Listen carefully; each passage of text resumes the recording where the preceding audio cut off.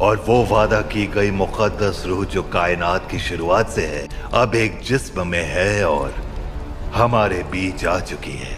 पैदाइश की खबर चारों तरफ है और उस बच्चे की तलाश जारी रहेगी। वो दाऊद के तख्त पर बैठकर हम पर हुकूमत करेगा, यही परवरदिगार की मर्जी है। वो आ गया। मोहम्मद, ये कैसा नाम हुआ भला? इस नाम का मतलब है तारीफ के काबिल, मोहम्मद। लेकिन सिर्फ मोहब्बत और दोस्ती ही बरकरार रहेगी, ठीक तुम्हारे हाथों की खुशबू की तरह जो हमारे मदीने से निकलने के बाद भी यहाँ तक आ रही है। क्या आपने उनके कंधों के बीच कोई निशान देखा है? जानते हैं क्या है वो? निशानी है पैगंबर होने की।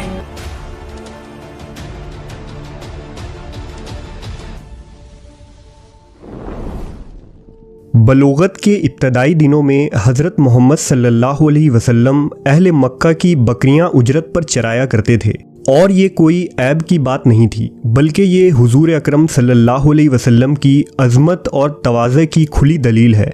इसलिए कि बकरियां चराने वाले शख्स में जफ़ाकशी, तहम्मुल व बर्दबारी और नरम दिली पैदा हो जाती है। इसलिए कि बकरियां चराना मामूली काम नहीं, बल्कि बहुत ही ज़्यादा होशियारी और बेदारी वाला काम है। यही वजह है कि तमाम अंबिया अकराम ने बकरियां चराई हैं।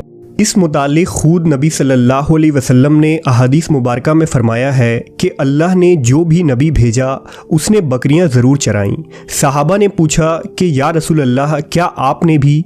तो आपने जवाब दिया कि हाँ, मैं भी मक्का वालों की बकरियां किरारियत पर चराता था। इसी तरह एक मरतबा नबी सल्लल्लाहु अलैहि वसल्लम सहाबा कराम के साथ जंगल तशरीफ़ ले गए। सहाबा बैरियां तोड़ तोड़ कर खाने लगे तो आप सल्लल्लाहु अलैहि वसल्लम ने इरशाद फरमाया, जो खूब सया हो वो खाओ, वो ज़्यादा मज़े की होती हैं। ये मेरा उस ज़माने का तजुर्बा है जब मैं बचपन में यहाँ बकरियां चराया करता था। बहरहाल मक्का के उन वादियों में नबी करीम सल्लल्लाहु अलैहि वसल्लम की उम्र मुबारक 20 बरस हो गई। उन दिनों कबीला कुरैश और कबीला कीस ऐलान के दरमियान एक ज़बरदस्त जंग हुई। ये जंग हर्बुल फज्जार के नाम से मशहूर है। दौर जाहिलियत में अरब के छोटे बड़े कबीले की छोटी छोटी बातों पर खूनरेज़ जंग हो जाया करती थी, लेकिन जंग फज्जार को तारीख़ में एक अहम जंग माना जाता है, क्योंकि इस जंग में खुद हुजूर सल्लल्लाहु अलैहि वसल्लम ने शिरकत की थी और उस वक्त आप एक नौजवान शख्स थे। इस जंग की तफसील कुछ यूँ है कि दौर जाहिलियत में अक्कास के मैदान में एक बड़ा मेला लगता था, जिसमें मुशायरे, किस्सा गोई, कुश्तियाँ और तीर अंदाज़ी का मुकाबला हुआ करता था। लिहाजा इस मेले में बनु किनाना के एक शख्स जिसका नाम बराज बिन कैस था, उसने कबीला बनी हवाजिन के अरवा अर्रहाल नामी आदमी को किसी मामूली बात पर कत्ल कर दिया। कुरैश को इस वाक़े की खबर हुई तो उन्हें अंदेशा हुआ कि कबीला बनु हवाजिन के लोग बदला लेने ज़रूर आएंगे। लिहाजा कुरैश मक्का हरम शरीफ की हिफाजत के लिए काबा के अतराफ़ जमा हो गए। हवाजिन के लोग भी हरम की तरफ बढ़ने लगे और दोनों कबीलों के दरमियान मतभेड़ हुई। ये मतभेड़ कई रोज़ तक यूं ही चलता रहा और वक्फा हवाजिन के लोग हमला करते रहे। आहिस्ता आहिस्ता कुरैश के हलीफ कबाइल भी इस जंग में कूद पड़े और ये एक बड़ी लड़ाई बन गई। आखिरकार कुरैश और हवाजिन के दरमियान 15 आमुल फील के साल एक बड़ा मुआरका हुआ, जिसे हर्ब फज्जार कहा जाता है।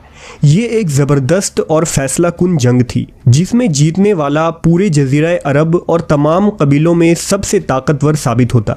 इसलिए कुरैश के सरदारों ने अपने पाँव में बेड़ियाँ डाल ली ताकि वो मैदान जंग में साबित कदम रहें और कोई फरार न हो सके। इस जंग में हुजूर के चचा ज़ुबैर बिन अब्दुल मुत्तलिब बनु हाशिम की क़यादत कर रहे थे और दूसरे कबीलों का सिपा सलार हर्ब बिन उमैया था। हुजूर के कई चचा और चचाज़ाद भाई इस जंग में शरीक थे। लिहाजा अपने चचाओं के कहने पर आप सल्लल्लाहु अलैहि वसल्लम ने भी इस जंग में हिस्सा लिया, लेकिन आपने मैदान जंग में तलवार न उठाई और न किसी पर तीर चलाया। अलबत्ता आप तीर और नेज़ा उठा उठा कर अपने चचाओं को देते और लड़ाई में उनकी मदद किया करते थे। जंग फज्जार के दौरान एक गैर मामूली बात देखी गई। कि जब भी हुजूर सल्लल्लाहु अलैहि वसल्लम मैदान जंग में तशरीफ़ लाते तो कुरैश जंग जीतने लगते, और जैसे ही नबी करीम सल्लल्लाहु अलैहि वसल्लम मैदान जंग से वापस तशरीफ़ ले जाते तो कुरैश कमज़ोर पड़ने लगते। लिहाजा कुरैश की फतह याबी और शिकस्त नबी सल्लल्लाहु अलैहि वसल्लम की बरकत पर मुनहसिर था, जिसका मुशाहिदा कई लोगों ने किया। जंग फज्जार से अरब के सैकड़ों घराने बर्बाद हो गए थे। हर तरफ बदामनी और आए दिन लूट मार हो रहे थे। मुल्क का अमनो अमान गारत हो चुका था। न दिन को चैन था और न रात को आराम था। लिहाजा बनु हाशिम, बनु असद, बनु गुतफान और दीगर कबाइल कुरैश के बड़े बड़े सरदार अब्दुल्लाह बिन जदआन के मकान पर जमा हुए और ज़ुबैर बिन अब्दुल मुतल्लिब ने ये तजवीज़ पेश की कि हालात को बेहतर बनाने के लिए अब इस जंग को बंद कर देनी चाहिए और कोई सुलह या मुआहदा करना चाहिए। लिहाजा तमाम अरब कबाइल और कुरैश के दरमियान एक मुआहदा हुआ जिसमें जंग बंदी, मुल्क में अमनो अमान, मुसाफिरों की हिफाजत, गरीबों के अमदाद पर तमाम लोग मुत्तफिक हुए। इस मुआहदे को हिल्फुल फजूल कहा जाता है, जिसमें मोहम्मद सल्लल्लाहु अलैहि वसल्लम भी शरीक हुए। आपको ये मुआहदा इतना पसंद था कि ऐलान नबूवत के बाद भी आप फरमाया करते थे कि इस मुआहदे से मुझे इतनी खुशी हुई कि आज भी अगर कुरैश चाहे तो मैं उस पर कायम रहने के लिए तैयार हूँ। बहरहाल अब कुछ सालों के लिए जंग बंदी हुई और अरबों के हालात कुछ बेहतर हुए। जब नबी करीम सल्लल्लाहु अलैहि वसल्लम की उम्र मुबारक 25 साल के करीब हुई तो तिजारत की तरफ रुझान बढ़ा, लेकिन आपके पास इतनी रकम न थी कि तिजारत कर सकें। लिहाजा जब मक्का की एक खातून को ये खबर हुई तो उसने नबी सल्लल्लाहु अलैहि वसल्लम को पैगाम भेजा कि आप मेरा माल तिजारत के लिए शाम ले जाएं और उसे वहाँ मुनासिब कीमत पर फ़रोख्त करें। इस खातून ने यह पेशकश की कि वो आपको दूसरों से बढ़कर उजरत देंगी। उस खातून का नाम खदीजा बिनते खवेल था, जो मक्का की निहायत ही शरीफ ख़ानदान की एक मालदार बेवा खातून थी। सैयदा खदीजा का ताल्लुक कबीला बनु असद से था। आपके वालिद खवेल्द बिन असद अरब के अमीर तरीन इंसानों में एक थे। जब जंग फज्जार शुरू हुई थी तो खवेल्द ने भी इस जंग में शिरकत की थी और वो इस जंग में मारे गए। लिहाजा बाप के मरने के बाद सैयदा खदीजा ने सारा कारोबार खुद संभालना शुरू कर दिया था। दरअसल सैयदा खदीजा ने पहले ही हुजूर की सदाकत, अमानतदारी और ईमानदारी के चर्चे सुन रखे थे और वो आपकी खूबियों से बहुत मुतासिर थीं। इसलिए उन्होंने आप सल्लल्लाहु अलैहि वसल्लम से तिजारत की ये दरख्वास्त की थी। बहरहाल हुजूर ने सैयदा खदीजा के माल को लेकर तिजारत के लिए शाम रवाना हुए। इस सफ़र में हज़रत खदीजा ने आपके साथ अपने एक ग़ुलाम मीसरा को भी रवाना कर दिया।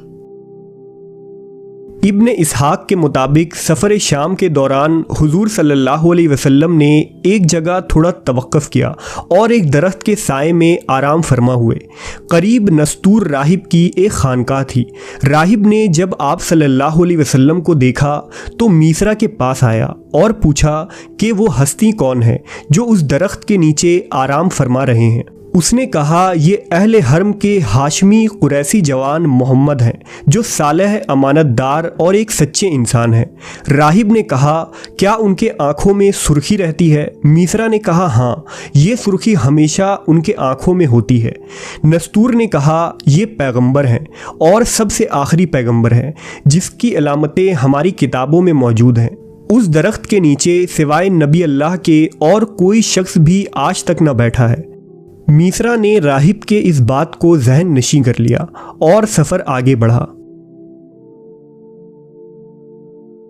जब ये कारवान बसरा पहुंचा तो मोहम्मद सल्लल्लाहु अलैहि वसल्लम ईला के नज़दीक एक खुश कुएं की तरफ बढ़े और उसके बाद उस कुएं में अपना हाथ डाला। उसमें से चुल्लू भर पानी उठाकर अपने हाथ धोए और उसके बाद करीब में मौजूद एक सूखे हुए दरख्त के नीचे बैठ गए। मीसरा ने देखा कि वो सूखा हुआ दरख्त अचानक सरसब्ज हो गया और मोहम्मद सल्लल्लाहु अलैहि वसल्लम इसके साए में इबादत में मशगूल हो गए। बहरहाल शाम पहुंचकर आप सल्लल्लाहु अलैहि वसल्लम ने तमाम माल को फ़रोख्त कर दिया और इस तिजारत में बहुत नफ़ा हुआ।